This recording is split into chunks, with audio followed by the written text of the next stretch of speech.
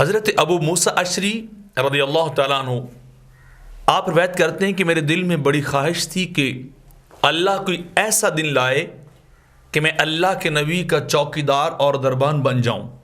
تو ایک دن میں صبح صبح تیار ہو کے اپنے گھر سے نکلا اور مسجد نبوی شریف کی طرف گیا کہ وہاں جا کے سرکار کی نوکری کروں۔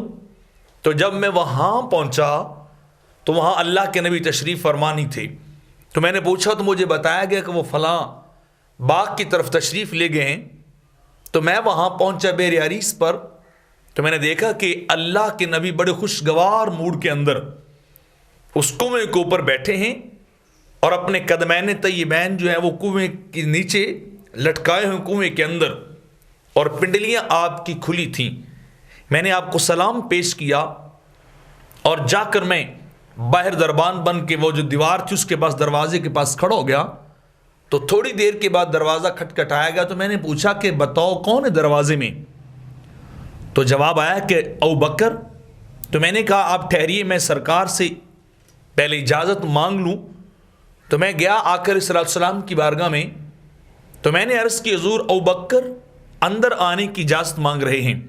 تو میرے آقا نے فرمایا کہ جاؤ ابو بکر کو اندر آنے کی اجازت بھی دو، دروازہ بھی کھول دو، اور انہیں یہ بشارت دو کہ اللہ کے نبی کہہ رہے ہیں کہ ابو بکر جنتی ہے، ابو بکر جنت میں جائے گا۔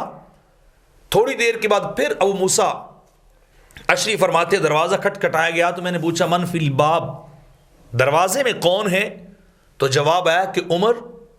میں نے کہا ٹھہریے، میں سرکار سے اجازت طلب کر لوں۔ میں پھر گیا اللہ کے نبی سے پوچھا حضور آپ کے نوکر و خادم غلام عمر فاروق آئے ہیں۔ تو میرے آقا نے فرمایا ان کے لیے بھی دروازہ کھولو اور انہیں جنت کی بشارت بھی دے دو کہ اللہ کے نبی تمہیں کہہ رہے ہیں کہ عمر جنت میں جائے گا۔ آپ فرماتے ہیں تھوڑی دیر گزری، تیسری بار پھر دروازہ کھٹکھٹایا گیا تو عثمان ذی النورین تشریف لائے۔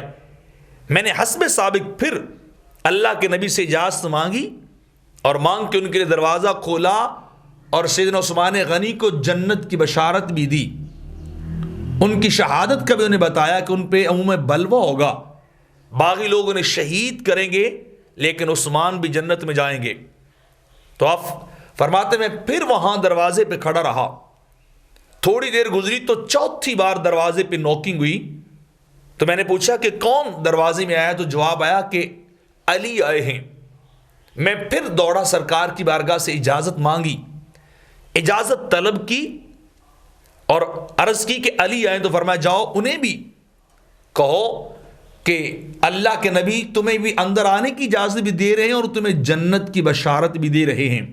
یعنی خلفائے اربعہ کی جو ترتیب ہے وہ ہمیں آقا علیہ الصلوۃ والسلام کی بارگاہ سے مل رہی ہے۔ صرف ترتیب ہی نہیں مل رہی، ان کے جنتی ہونے کا پتہ بھی چل رہا ہے کہ ابو بکر بھی جنتی ہیں، عمر بھی جنتی ہیں، عثمان بھی جنتی ہیں، اور مولا کائنات شیر خدا حضرت علی بھی جنتی ہیں۔